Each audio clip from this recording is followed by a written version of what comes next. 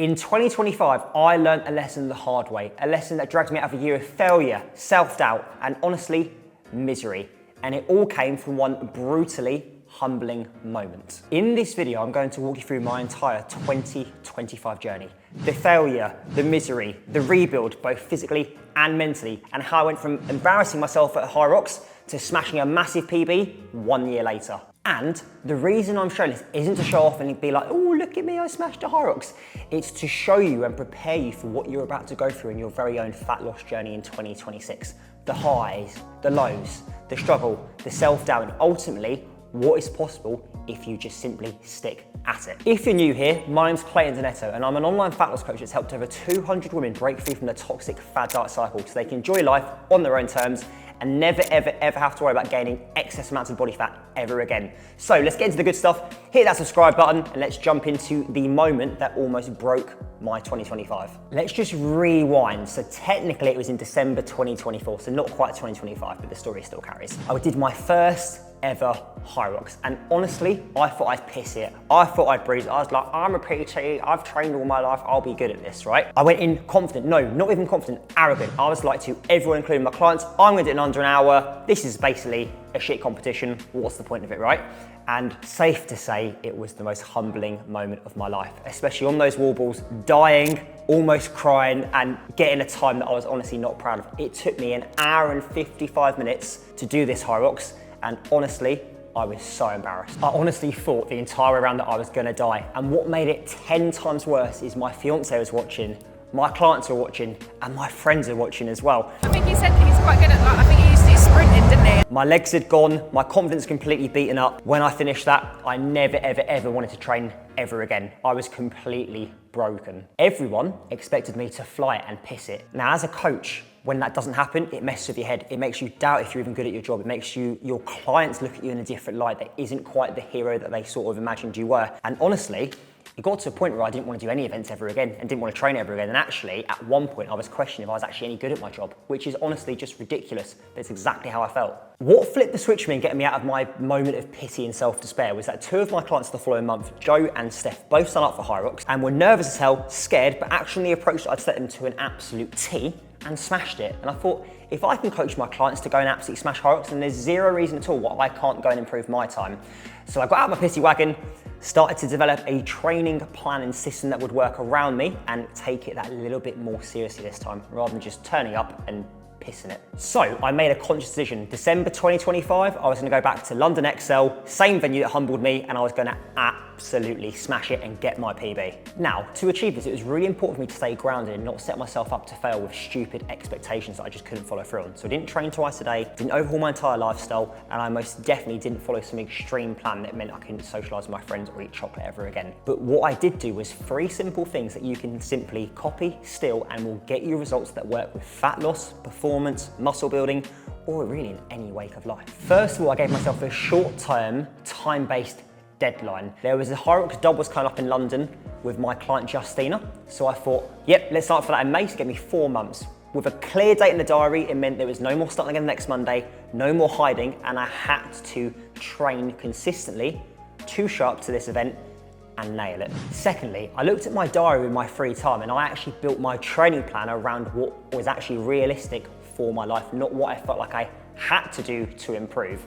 For me, this was 2 full body gym sessions, 2 runs. Nothing crazy, no 7-day-a-week training, which meant I could be consistent, improve, and get the results that I was after, rather than missing 2 days on the trot, feeling like a failure, and then hiding for the next year.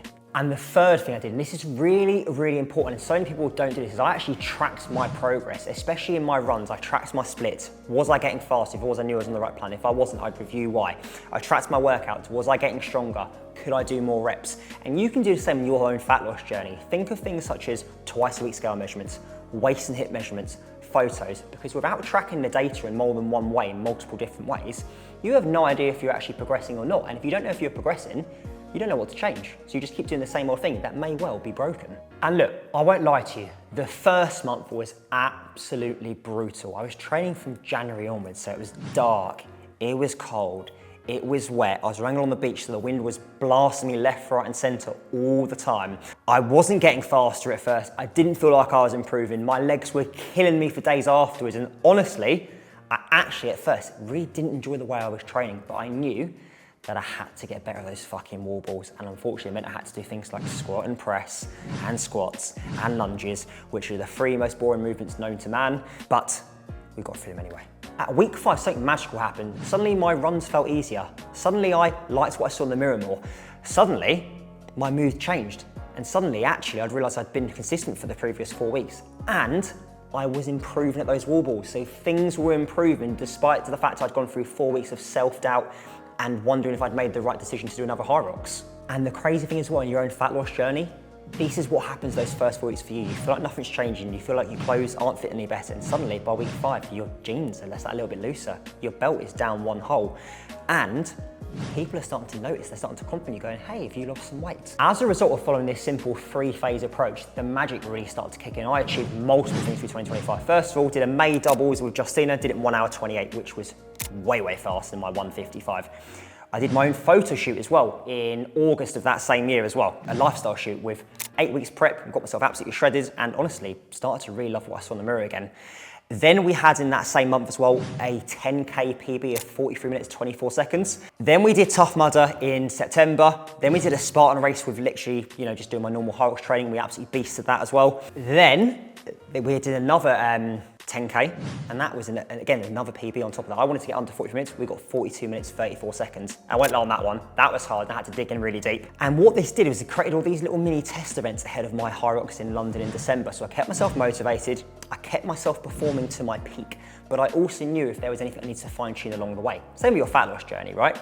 If you start skipping scale measurements because you're scared after a holiday, you don't know what may have gone wrong or what's gone off the rails. And because you don't have that accountability to yourself and you don't know where your actual plan is going to, that's when it can be easy to feel like you failed and an extra biscuit creeps in, an extra glass of wine creeps in, and so on and so forth. So honestly, no matter how you feel like you're doing, just always keep that data tracking in. And then it was time for the main event.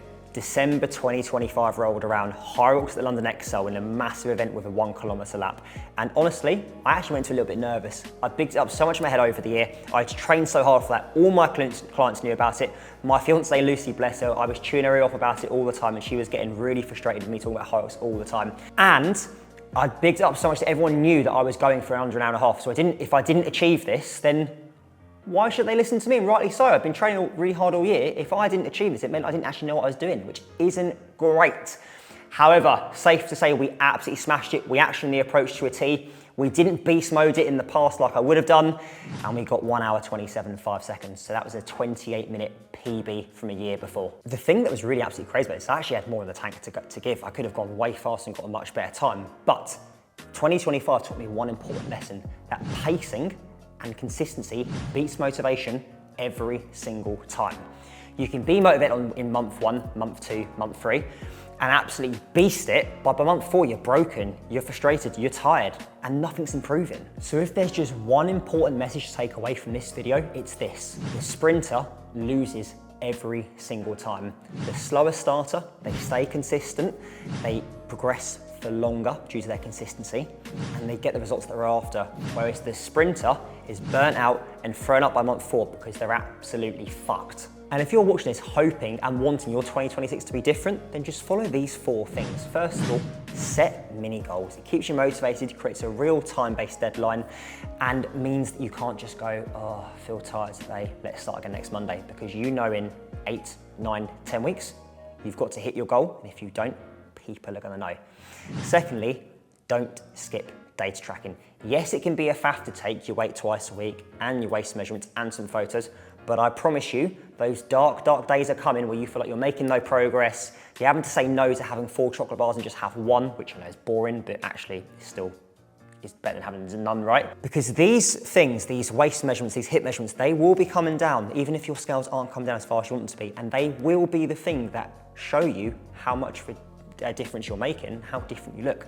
And because of that, you'll then be motivated to keep on going. Third thing is don't just rely on motivation and don't try and be perfect.